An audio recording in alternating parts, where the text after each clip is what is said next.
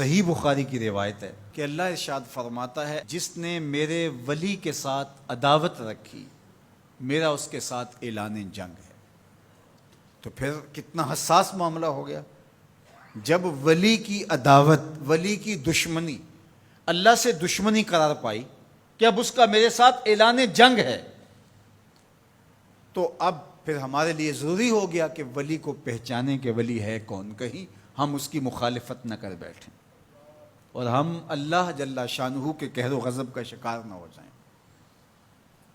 تو یہاں اسی حدیث میں جو بخاری کی میں نے آپ کے سامنے رکھی کہ میرا بندہ فرائض کی ادائیگی کے بعد کثرت نوافل سے میرا قرب حاصل کر لیتا ہے، پھر آنکھیں اس کی ہوتی ہیں، قوتیں میں ڈال دیتا ہوں، ہاتھ اس کے ہوتے ہیں لیکن پکڑنے کی توانائی خاص اس میں ڈال دی جاتی ہے۔ فَكُنْتُ سَمْعَهُ الَّذِي يَسْمَعُ بِهِ، کان اس کے ہوتے ہیں لیکن وہ میری اس دی ہوئی خاص قوت سے سنتا ہے۔ ہاتھ اس کے ہوتے ہیں لیکن پکڑائی کی قوت خاص طور کے اوپر میں اس میں ڈال دے۔ پاؤں اس کے ہوتے ہیں لیکن وہ میری عطا کردہ خاص قوت سے چلتا ہے۔ آصف بن برخیہ آنے واحد کے اندر تخت بلقیس لے آیا کہ نہ لے آیا؟ قرآن نے بیان کیا ہے نا، آنے واحد میں 1 مہینہ جاتے ہوئے لگتا تھا، 1 مہینہ آتے ہوئے لگتا تھا۔ حضرت سلیمان علیہ السلام نے کہا کہ بلقیس آ رہی ہے، بس وہ شہر سے باہر پہنچ گئی ہے، تو کوئی ہے جو اس کا تخت لے کر آئے، اس کے آنے سے پہلے حاضر کر دے۔ اور وہ تخت مکفل کر کے آئی تھی، 60 ہاتھ چوڑا تھا، 80 ہاتھ لمبا تھا اور کئی ہاتھ موٹا تھا۔ تو کہا کوئی ہے جو اس کے آنے سے پہلے لے آئے؟ قال عفریت من الجن، ایک جن کھڑا ہو گیا، کہا حضور میں لے آتا ہوں۔ کب لاؤ گے؟ کہا کہ مجلس برخاست ہونے سے پہلے پہلے تخت آ جائے گا۔ بڑی بات تھی، لیکن رسول اللہ نے کہا نہیں، مجھے اس سے بھی پہلے چاہیے۔ کیا شان ہے، پیغمبر تھے، کہا مجھے اس سے بھی پہلے چاہیے۔ تو پھر کیا ہوا؟ قرآن پڑھیے، قال الذی عندہ علم من الکتاب، جس کے پاس کتاب اللہ کے علم کا کچھ حصہ تھا۔ زبور ساری کا عالم نہیں تھا، زبور کی کچھ آیتوں کا عالم تھا۔ اس نے کہا انا آتی کا بہ، جی حضور میں لے آتا ہوں۔ یہ تو دوپہر تک لا رہا ہے، تم کب لاؤ گے؟ کہا قبل ان یرتد الیک طرفک، آپ آنکھ بعد میں جھپکیں گے، تخت پہلے پڑا ہوگا۔ یہ قرآن نے کہا ہے نا۔ اور ابھی حضرت سلیمان نے آنکھ جھپکی نہیں تھی تو تخت سامنے پڑا تھا۔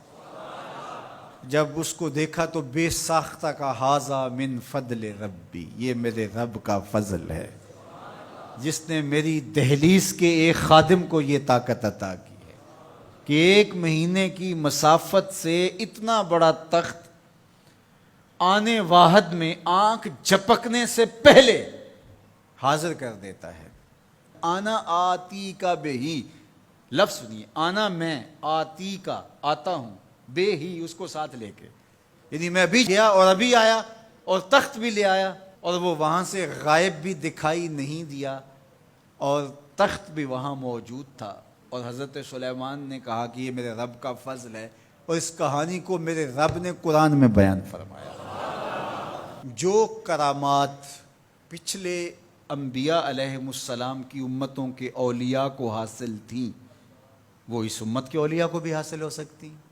جس طرح حضور نبیوں سے افضل ہیں، حضور کی امت باقی امتوں سے، اور حضور کی امت کے اولیاء باقی امتوں کے اولیاء سے افضل ہیں۔ تو جب ان کی یہ کرامت ہو سکتی ہے کہ آنے واحد میں تخت بلقیس لا سکتے ہیں، تو اگر اس امت کے کسی ولی کی ایسی کرامت بیان کی جائے تو اس میں طبیعت میں بے چینی کیوں پیدا ہو؟ یہ تو حضرت سلیمان کی امت کے ولی کو بھی اللہ کمال دیا ہے، تو محمد عربی کے غلام کو کیوں نہیں دے سکتا؟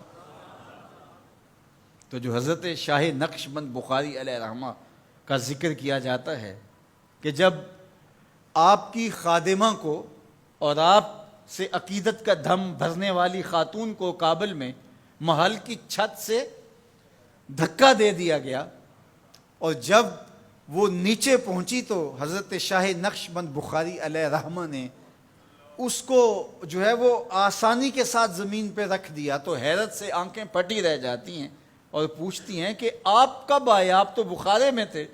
تو برجستہ بولتے ہیں تو از چبارہ آمدی من از بخارا آمدن، تو چبارے سے چل پڑی تھی، میں بخارے سے چل پڑا تھا۔